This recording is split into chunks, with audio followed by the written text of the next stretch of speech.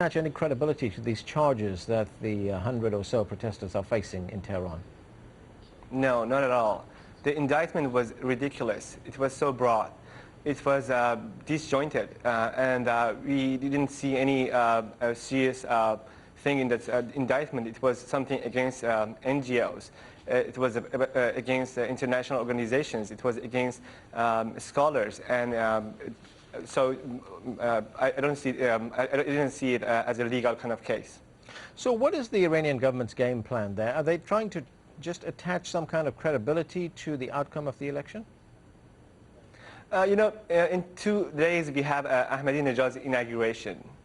People have not accepted the result of the election. They have tried a lot. They have used different techniques, but still many people believe that the result was not fair.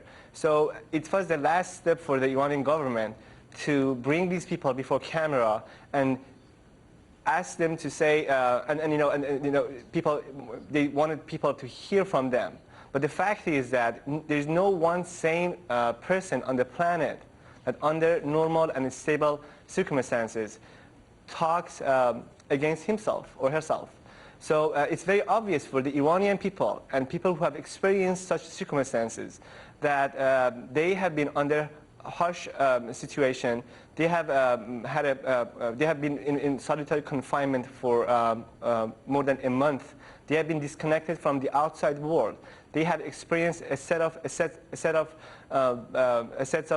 deprivations, and so it's not something anybody can believe. And we know that these people who are prominent political figures, they are the pillars. Some of them are the pillars of the Islamic Revolution. They cannot talk like that after 1 month or 45 days of prison. Now, you yourself experienced this. I'm looking here at some notes, and you were a journalist in Iran. You were arrested by police in 2004. What happened then? From the beginning, we knew that it was not a legal case. We knew that it was a political case. And from the beginning, we understood that we have to confess against the reformists. It's very interesting that the name of the people we see we saw actually today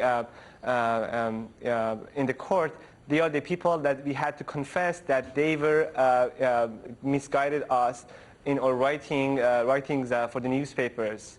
And I remember at one point I told one of my interrogators that I have not seen some of these political figures, and why should I put their name in my confessions?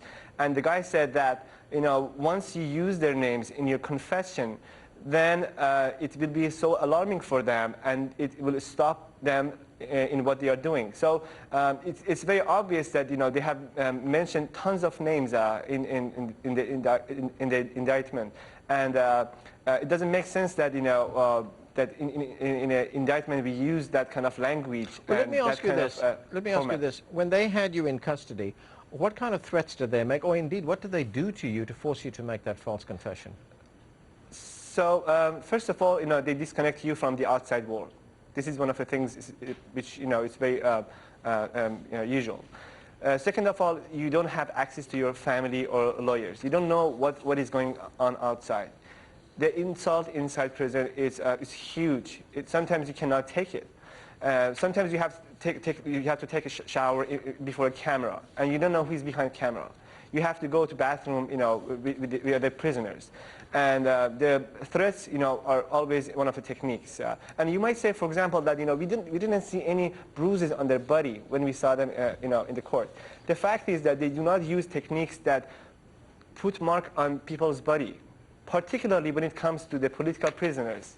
They use techniques that we call them white torture.